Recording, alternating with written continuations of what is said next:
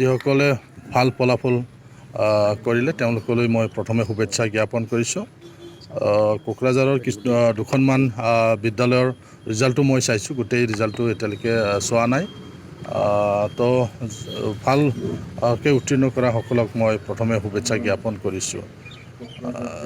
অসমত যাতে লাহে লাহেকৈ হ'লেও আমি দেখিবলৈ পাইছোঁ যে আমাৰ যিবিলাক হাইস্কুল বা মেট্ৰিকৰ ৰিজাল্ট এইটো ভাল হৈ আহি আছে। আমিও কামনা কৰোঁ কোকৰাঝাৰ যাতে পিছ পৰি নাথাকে, আমাৰ ৰিজাল্টবিলাকো যাতে ভাল হয়, তাৰ কাৰণে ব্যৱস্থা কিছুমান কৰাও হৈছে চৰকাৰৰ ফালৰ পৰা, আৰু আমাৰ কাউন্সিলৰ ফালৰ পৰাও বিশেষকৈ গুৰুত্ব দিয়া হৈছে শিক্ষা ক্ষেত্ৰত যাতে ভাল ফলাফল যাতে লাভ কৰিব পাৰে। সেইকাৰণে বড়োলেণ্ড এডুকেশ্যন পলিচি নামকৰণে কিছুমান কাৰ্যসূচী লোৱা হৈছে যাতে বড়োলেণ্ড অঞ্চলত থকা যিমানবিলাক স্কুল কলেজ আছে এই স্কুল কলেজবিলাকত যাতে আমি কোৱালিটি এডুকেশ্যন পাব পাৰোঁ বা দিয়াব পাৰোঁ, তাৰ কাৰণে কিছুমান ব্যৱস্থাও কৰা হৈছে। চাওক, 3-4 দিন আগত গাঁৱৰ কিছুমান মানুহে মোক অৱগত কৰিছিলে যে চাৰ্কেল অফিচাৰে তাত গৈ পেলাই মাটি চাইছে যে নতুনকৈ চাৰ্কেট হাউচ বনাবৰ কাৰণে। তো মই পিছত খবৰ ল'লোঁ চাৰ্কেল অফিচত, চাৰ্কেল অফিচাৰজনক মই যোগাযোগ কৰিলোঁ। তেওঁ কৈছে তেনেকুৱা কোনো এলটমেণ্ট দিয়া হোৱা নাই।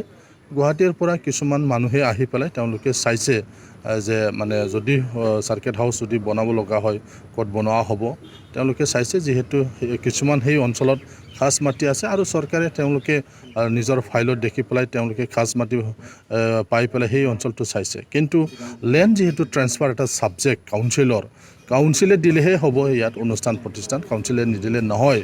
তো ময়ো এইবিলাক কথাটো লৈ পেলাই আলোচনা কৰি আছোঁ যে যিসকল বহুত বছৰ আগৰ পৰাই ইয়াত ঘৰ বান্ধি আছে, ভোগ কৰি আছে, যোৱা 2018 চনলৈকে তেওঁলোকে খাজনা দিছিল, ইয়াৰ পিছত মানে খাজনা লোৱা হোৱা নাই খাজ মাটিবিলাকৰ। গতিকে য'ত মানুহবিলাকে ভোগ কৰি আছে, য'ত মানে ঘৰ বান্ধি আছে, তেনেকুৱা মাটিবিলাক উচ্ছেদ কৰি পেলাই তাত চাৰ্কেট হাউচ বনোৱাৰ আমাৰ BTC চৰকাৰৰো কোনো পৰিকল্পনা নাই।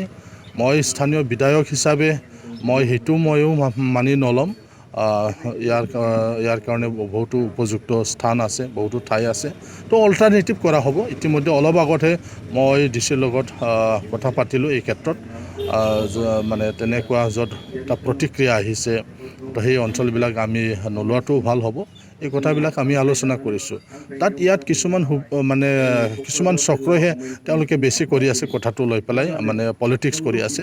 কিন্তু চাওক, মানুহবিলাকে পৰিৱৰ্তন বিচাৰে আৰু তেনেকুৱাই পৰিৱৰ্তন বিচাৰি পেলাই তেওঁলোকে সুশাসন বিচাৰি পেলাই UPPL চৰকাৰ গঠন হোৱাৰ পিছত বহুত মানুহে UPPL দলত যোগদান কৰিলে, আৰু ময়ো বিধায়ক হোৱাৰ পিছত আৰু কোকৰাঝাৰ জিলাৰ মই UPPLৰ সভাপতি হোৱাৰ পিছত দলটো আগবঢ়াই লৈ যোৱাৰ কাৰণে ময়ো বিভিন্ন পৰিকল্পনা কৰিছোঁ আৰু এইবিলাক ইতিমধ্যে কৰি থকা হৈছে। মই স্বচ্ছ আৰু নিকাৰে কাম কৰিব বিচাৰিছোঁ, যাৰ কাৰণে কোকৰাঝাৰ চহৰত বিধায়ক সেৱা কেন্দ্ৰ বুলি মই এটা কাৰ্যালয় মই খুলি লৈছোঁ, য'ত দিনে নিশাই মানুহবিলাকে যাব পাৰিব, কথা পাতিব পাৰিব, আবেদন জনাব পাৰিব।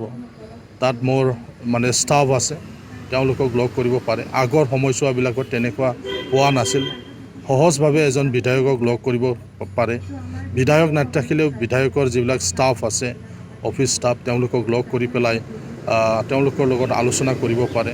এনেকুৱা এটা ব্যৱস্থা মই কৰিছোঁ, যাৰ কাৰণে ৰাইজে সন্তুষ্ট হৈছে, ভাল পাইছে। কাৰণ এজন বিধায়কক সদায় লগ পোৱাটো কঠিন, চৰকাৰী বহু কাৰ্যসূচী থাকে। তো এনেকুৱা ক্ষেত্ৰত এইটো ভাল পাইছে মানুহবিলাকে, আৰু মই সহজ সৰলভাৱে মানুহৰ লগত মই মিলি আছোঁ। মই যিহেতু গাঁৱত থাকোঁ, গাঁৱত থাকিয়েই কাম কৰিছোঁ, তো গতিকে মানে খুব বিনা দ্বিধাই মানুহবিলাকে লগ কৰিছে। বিভিন্ন জাতি জনগোষ্ঠীৰ লগত মোৰ আগৰ পৰা এটা মিলা প্ৰীতি আছে। গতিকে মই ৰাজনীতি অহাৰ পিছত মোৰ সেই সময়ৰ মোৰ লগৰীয়াসকল বা মোৰ শুভাকাংক্ষীসকলে, যিসকলে আগত এই অঞ্চলটো বেয়া পৰিস্থিতিৰ কাৰণে UPPLক ছাপোৰ্ট কৰিব পৰা নাছিল, তেওঁলোকে আজি মুকলিমূৰীয়াকৈ আহি UPPLত যোগদান কৰিছে। গতিকে সেই ফালৰ পৰা আজি কোকৰাঝাৰ ডিষ্ট্ৰিক্টটো লাহে লাহে অধিক ভাল হৈ আহি আছে, অধিক সবল হৈ আহিছে আমাৰ UPPL দল।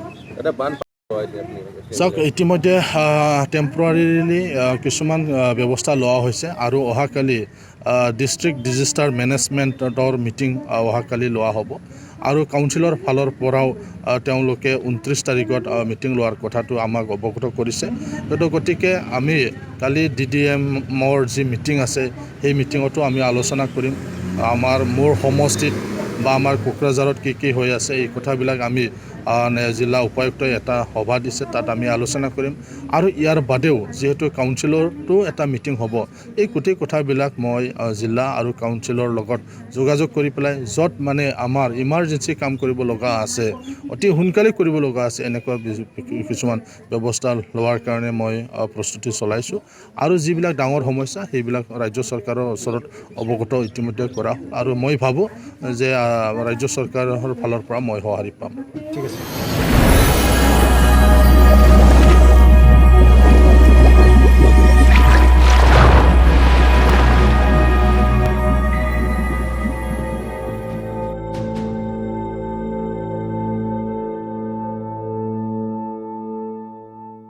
नोंथांमोना सानफ्रोमबोनि खौरांखौ मोननो थाखाय रिलाइव निउज 24 बड' यूट्यूब चेनेलखौ साबस्क्राइब खालामनायजों लोगोसे फेसबुक पेजखौ फल' खालामनानै लाइक शेयार खालामनो दाबाव गोजोन्थों।